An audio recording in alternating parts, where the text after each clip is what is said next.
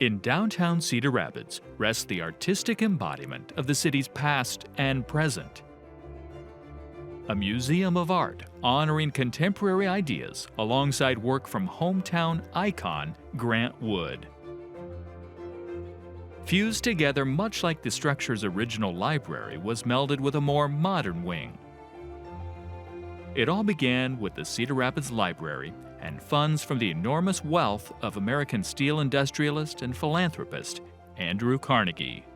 The Cedar Rapids Museum of Art traces its origin back to 1895, when a group of civically minded individuals who had been to the Fine Arts Pavilion at the World's Fair in Chicago in 1893 decided that Cedar Rapids needed an arts organization.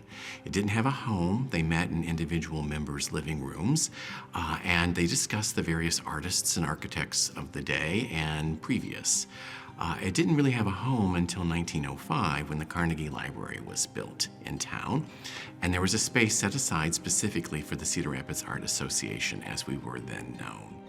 The Carnegie was occupied by the library until 1985, and so it was in continuous use from the time it was built in 1905 to 1985, and then it sat vacant for just a couple of years, maybe even not that long before discussions began about what to do with it. And people loved the building. It was a part of everyone's collective history. It was a place where you would get books, but it was also sort of a community center at the same time. And so having been a resident of the Carnegie Library, it made sense that the city leaders decided to approach the Cedar Rapids Art Museum to see if we would move back into the facility. It's one of the larger Carnegie libraries in the country, and this was due in part due to some negotiations that early city leaders had with Andrew Carnegie. Andrew Carnegie was building libraries all over the country, and for many people who know Carnegie libraries, they tend to be on the small, cozy side.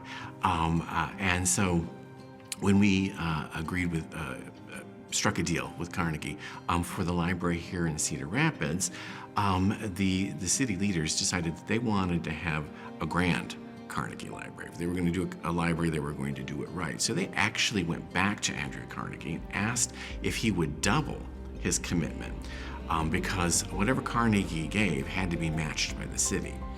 And so the city was flush. This was sort of a heyday of some of our early agro-processing years here in Cedar Rapids. And so there was plenty of money to go around, and they had great civic pride